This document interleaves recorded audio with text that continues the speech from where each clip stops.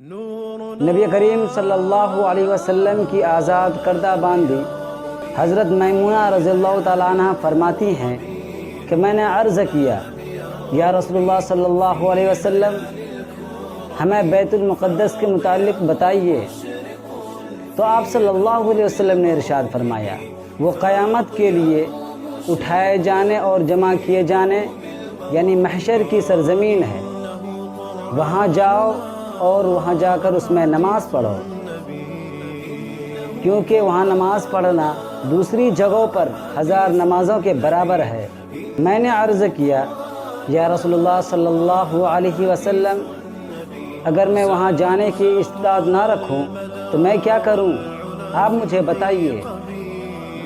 آپ صلی اللہ علیہ وسلم نے ارشاد فرمایا اس کے لیے تیل ہی بھیج دو جو اس کی قندیلوں میں جلایا جا سکے، جس نے ایسا کیا وہ بھی وہاں جانے والے کی مانند ہے۔